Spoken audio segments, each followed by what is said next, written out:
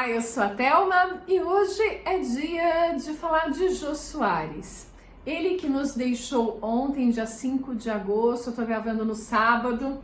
Sei que nós vamos assistir esse vídeo no domingo, a partir de domingo, mas é sobre Jô Soares que eu quero falar um pouquinho de tudo isso que ele representou pra gente e da participação dele na literatura. Mas antes, eu queria convidá-los a se inscreverem aqui no canal, curtirem esse vídeo se vocês gostarem, me seguirem no Insta se ainda não começaram a seguir, os conteúdos são mais curtinhos e tem a newsletter, sempre com link na descrição do vídeo. Ela é gratuita, eu falo de romance e suspense, que são os gêneros que eu mais gosto, que eu escrevo. Então, de sexta-feira eu sempre reúno assuntos ligados a esses dois gêneros incríveis, o suspense e o romance. E aqui a gente vai falar de Jô Soares. E ontem, nessa notícia triste que nos acordou, nós acordamos e recebemos essa primeira notícia, mas é aquela notícia triste, mas feliz ao mesmo tempo. Feliz porque ele só trouxe felicidade, ele só nos alegrou. E tá alegrando o lado de lá. Deixa mais triste o lado de cá, mas sem dúvida tá numa situação melhor, bem acolhido. Mas vamos falar do legado dele, porque ele deixa essa saudade, mas deixou um legado gigantesco que a gente pode e deve rever, reler. E é sobre a literatura que eu queria conversar um pouquinho, porque a gente já viu bastante sobre as várias incursões dele na TV. Eu, que sou de 1970, já comecei a acompanhá-lo desde cedo na minha infância, nos vários programas que ele participava. Lembro muito na década de 80 do Vivo Gordo, da Bo Francineide, Transando o Corpo numa Nice, do Capitão Gay, e assim um hall de personagens incrível que ele foi criando. E depois passando para os programas de entrevistas no SBT e depois na Globo. Entrevistas fantásticas. Quem nunca sonhou em sentar ali e ser entrevistado por ele?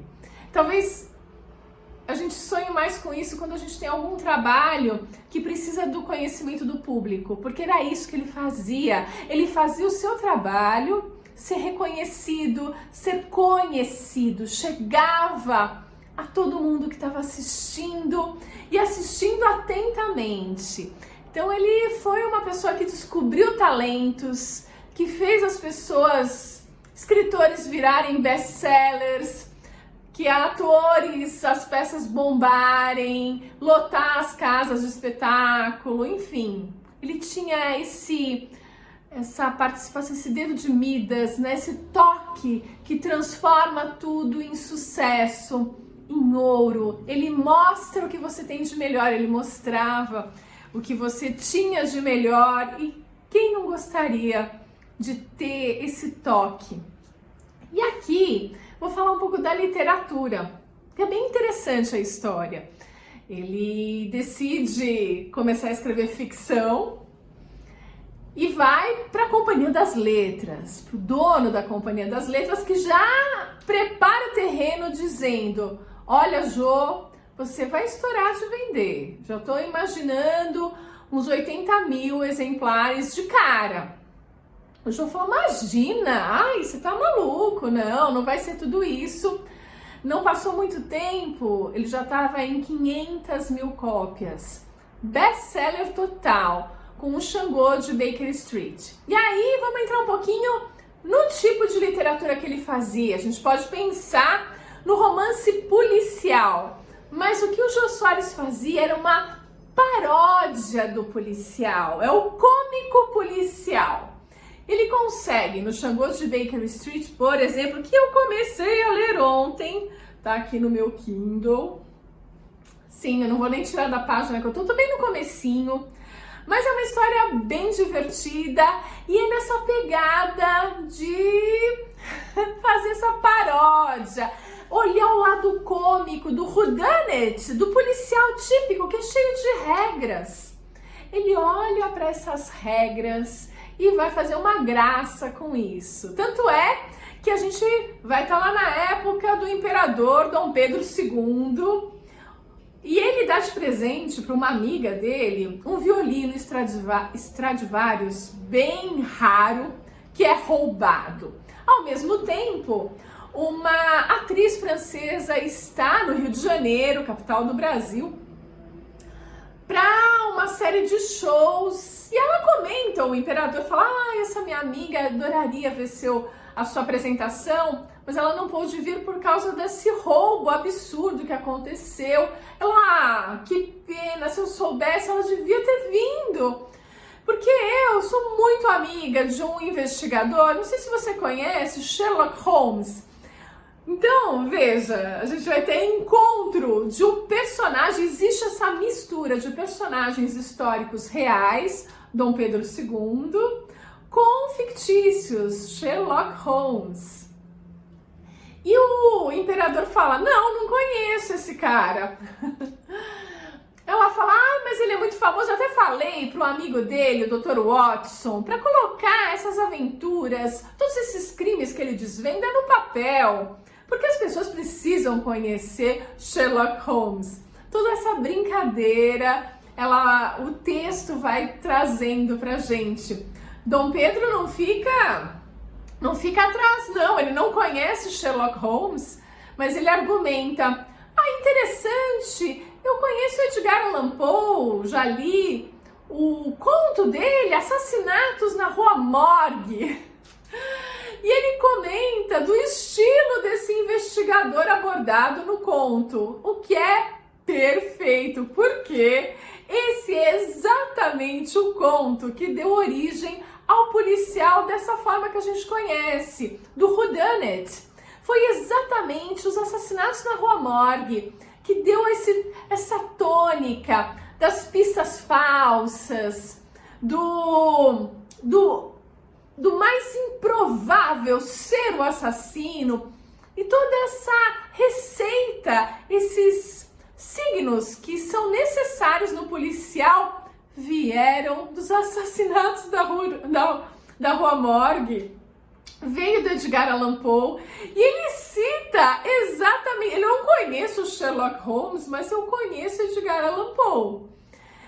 O Arthur Conan Doyle usou exatamente essa receita para desenvolver o Sherlock Holmes, exatamente, porque nesse conto quem narra é o amigo do investigador, para dar essa magia toda, porque o investigador é aquele cara genial que você não faz a menor ideia do que é na cabeça dele, porque ele está desvendando, ele vê um pingo fora do lugar, ele já desvendou milhares de coisas, ou seja, ele não pode ser o narrador.